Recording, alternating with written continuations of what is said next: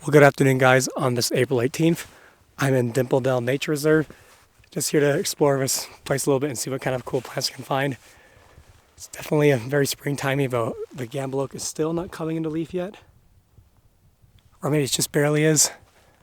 Yeah, some are putting out leaves, but for the most part they're totally bare. But we have a bit more spring action right now. The Purshia tridentata, for instance, is starting to leaf out again and will soon be in bloom. It's also known as the Antelope Bitterbrush. Sorry, I lost my voice a little bit, so I'm going to try and speak as clearly as possible. Hopefully it won't be as annoying as my Parley's nature park video, but yeah, let's just keep going.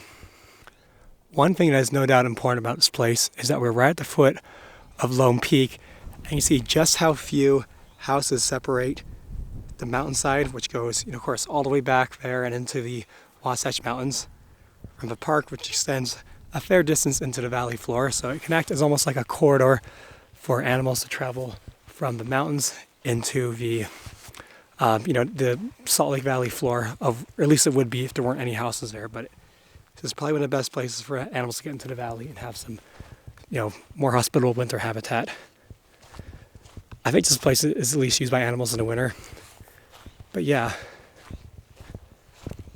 Some animals' houses were never built. That'd be pretty nice. Just had a continuous swath of habitat from up in this very top of Lone Peak, about 11,200 feet, down to the valley floor, about 4,500. Actually, it might be a little bit higher up here, but that's all aside. Okay, I did not realize these could bloom so early. Well, this is a very sun-exposed slope, so it probably helps. This is Oenothera caespitosa, also known as the Tufted evening primrose. I mean, that should be very obvious as to why it has it. So it grows in these very big tufts like this. There's my hand for comparison. These very fuzzy leaves on it. I just love to make these really big flowers like most evening primroses do.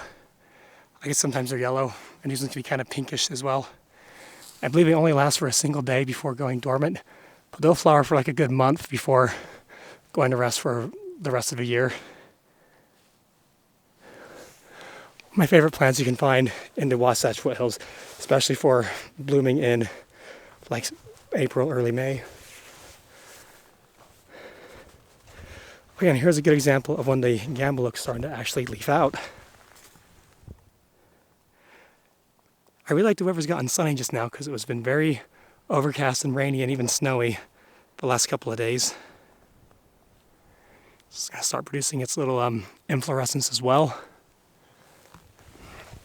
So that's really the only oak species native to this part of Utah. But there's another 3 you can find in southern Utah. One of which is an evergreen. The other 2 are kind of similar to the Gambel Oaks, but generally smaller and grow in very sandy soil, and of course still lose their leaves. Now here you can get a really good view of some different plants in different stages of leafing out. Of course, most of this is just Gambel Oak, so it's not even really started, with the exception of a few trees. But a few plants up there, I'm not sure what they could be. Maybe they're Acer grandis and tatum, are fairly well into leafing out.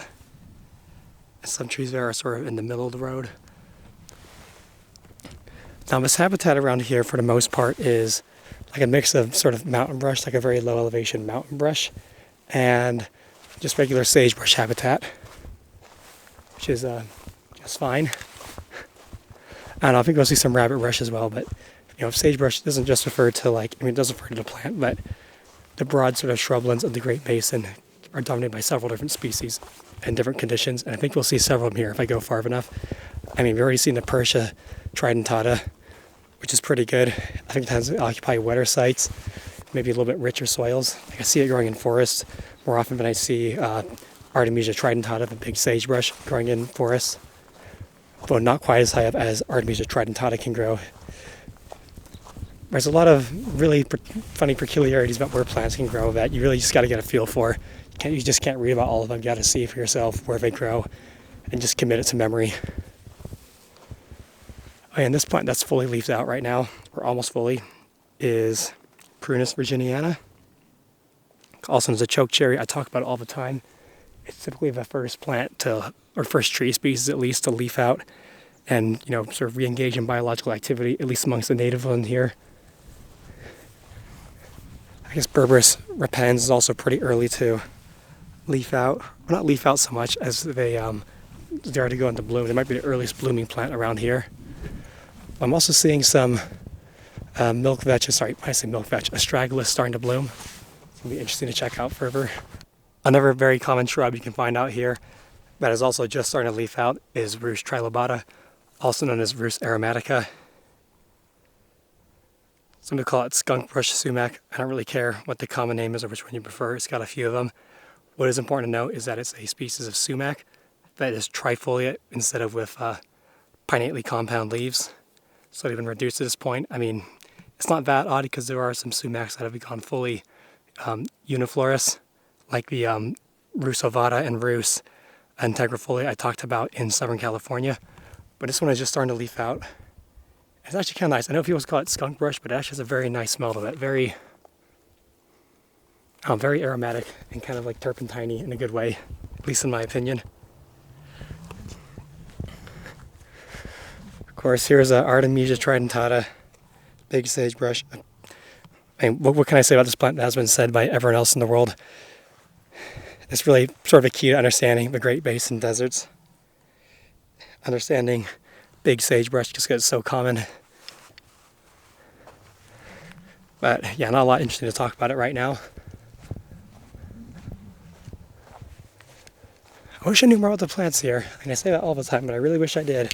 Especially the astragaluses, because I've had a lot of time to learn about them and I've just neglected it all.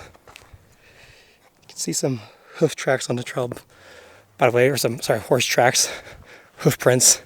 Got those mixed up, but either way, this is a popular trail for horseback riders, and they do poop directly on the trail. Now, I don't know how well you guys can see this, but there's clearly some very serious erosion happening on the sides of this vale.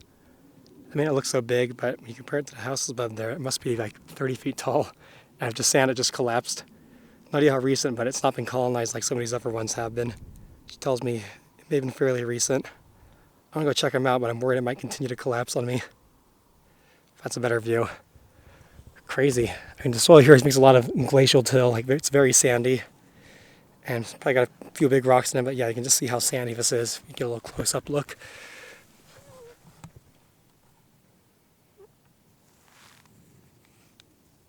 Yeah, almost like fine beach sand. So, no wonder it's collapsing and eroding so bad. Well, it looks like you got another of my favorite plants in bloom. This is Ribes aureum, also known as the golden currant for reasons that should be obvious. It's got these beautiful golden flowers.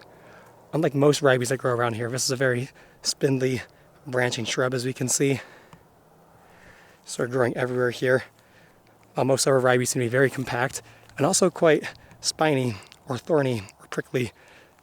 They have all kinds of armaments to keep them safe, and this one is very friendly to the touch, unlike those others. Now, it's not fruiting yet, but it should be by mid-May to the end of May, I think. And the fruit are very delicious, so I can't wait to get them to try some. Unless they get picked clean by someone else. Now, unfortunately, this plant growing underneath, I think, is an invasive. Pretty sure it's Cynoglossum officinale. I don't exactly know how, I just kind of know what it looks like. But it's a very annoying plant that produces a lot of annoying sort of beggar's ticks on them. I think it's coming to as hound's tongue if I didn't say that already, but I actually just got in an argument on someone online about how invasive they are. I just can't believe I actually engaged with it, but needless to say, they are quite invasive and they can take over landscapes fairly quickly, or at least spread throughout them. And they are very unpalatable forage, so that gives them a bit of an advantage. They're actually toxic to like deer and cows and stuff like that, so I mean, they're not popular with ranchers, but they're also not popular with, deer, and that can help them compete against other native species, which are edible. Okay, I think I know what this plant might be. I can't say for certain, but this to me looks like Toxicoscordion panniculatum, also known as death camas, or valley death camas, I think. Now, I don't know for sure, but it does have a very triangular base to it. Remember the family Melanthaceae, I think? Or maybe it's Melanthaceae, I can't remember. Those are two different plant families that are not closely related, but sound very similar to each other. And I'm not even going to explain the name, because I think it should be obvious from its name. It's very toxic. I'm not quite sure what a camas is, but either way, There's also this native plant behind it that is very common. This is Gutierrez Ceratharia. Talked about it a ton as well, but I might as well do it again. It's what's known as a subshrub, so not all of its growth dies back to the base like a regular perennial plant, but unlike a shrub, much of its growth does die back at the end of the year. And not just the inflorescence, which you can see there, which should obviously give away that it's a member of the family Asteraceae. Really cool hardy plant that I like a lot. It's known as Broom Snakeweed. Look, there's some little clovers growing there as well. Probably not native, but interesting nonetheless. Less interesting to me though is all this other crap on the ground, which I've talked about pretty much the entire time, but I've decided to do now. This is Erodium circitarium. Little thing, a fern-looking thing I'm touching there. Definitely not a fern. It's a member of the family Geraniaceae, and it's sadly quite invasive. I think native to the Mediterranean. Oops, just touched a deaf camas. Yeah, it just goes out of control here, and it's not like super bad, like suppressing other plants, but it's just so common that surely it must be outcompeting other things that are native. Hope for some kind of like natural biocontrol that could be introduced for it, because it's just ridiculous, and it's all throughout the West, so it's never going away, unfortunately. Hope my voice doesn't sound so bad, but I'm a little congested, as I said, so please forgive me. It's just too nice of a day not to make a video, but it's getting bright again. Okay, we got a few other good native plants we can talk about here. Firstly, these big thistles growing on the ground. These are Cirsium neomexicanum, I believe. So it's called the New Mexico thistle, but it's definitely not only found in New Mexico. It's, I think, one of the most common thistle species you'll find in the U.S. and United States is elevation. Certainly in Utah, it's the most common, or at least around here. Make a nice big stalk. I think there might be biennials. I don't know for sure, but I mean, a lot of thistles are, but if they make a big stalk this year, they'll probably die after that, and then just scatter their seeds. See some from last year. But the plants are definitely not growing back from there, so I think after they bloom, they typically die. But I just like it just because there's so many non-native thistle species around here, and like Oenothera or Scotch thistle, which apparently I don't think is even native to Scotland. I think it's actually native to southern Europe and maybe the Middle East, but it became a symbol of Scotland for historical reasons. So I mean, I guess they can have it, but it's not native to there either, I'm pretty sure. We also have this little astragalus. I usually avoid talking about astragaluses because I barely know any of the species, but I think this one is most likely Astragalus utahensis. Not just because we're in Utah, but that does seem to be one of the most common species around here. It looks like this. I mean, we can't tell for sure because we don't have any pods yet, and the seed pods can be very important to identifying the species, but it's got fuzzy leaves, purple flowers like this, and I think it will eventually have very cottony seed pods. Oh, sort of like this actually. That must be a seed pod from last year.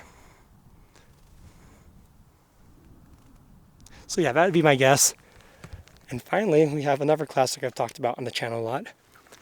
This is Phlox longiflora, or longifolia, I can't quite remember. I gotta remember these names better, but anyways, another good hardy native species, one of the most common you can find out here. Member of the family Polemoniaceae. They got these, crap, I can't remember what the term for these are. Salverform, yeah, salverform flowers where the petals are sort of bent at like an angle. Another great plant species. It's very hardy and grows perennially. I think most phloxes are actually sort of small shrubs, but this is an exception in being a perennial herb, but we still love you nonetheless, of course. Oh, here we can see some Erodium circitarium fruits developing. Not exactly a pleasant sight here. These little crane's bill things. In fact, I think that's a common name for many of these crane's bills. But yeah, whatever. Eventually they split apart and release, and sort of the seeds fly away with the little lengthening stigma attached to it, because that's what that crane's bill thing is. It's the stigma of the flower. At least I'm pretty sure that's what it is. I really got to read more about plants more often.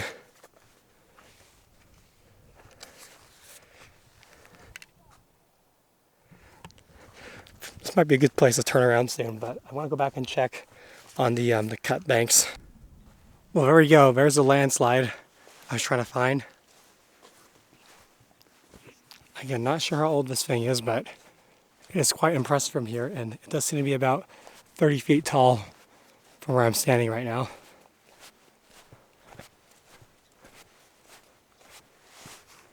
Oh, a trail runs right through here, so maybe it's a little older than I was thinking. Yeah, this definitely must have happened a while ago. Oh well. Oh, and some of it's being recolonized. Oh, not all of it is. That's interesting. Okay, just give me 1 second to make the footage better.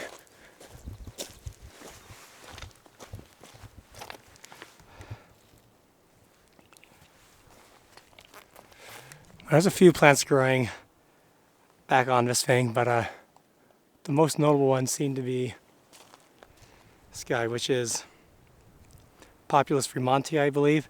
Actually, could maybe be Angustifolia, but I'm pretty sure it's Fremontii until proven otherwise. Either way, it's the Fremont cottonwood or narrowleaf cottonwood, and I do believe Fremont cottonwoods like to grow on duny areas. So it kind of makes sense that it's colonizing this place well. I mean, they mostly grow along waterways, but they can grow on dunes as well. So it looks like there's solid rock up there, so I think it's a very low chance it will suddenly collapse in the future. Or at least fairly well consolidated rock. Consolidated. My jaw's a little cold, so I can't talk quite as smoothly as I normally do, which is not very smoothly to begin with.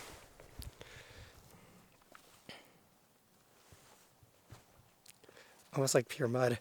I guess it is still eroding a bit, piece by piece, because that definitely has to have come from somewhere. Actually, it's very clay. Interesting.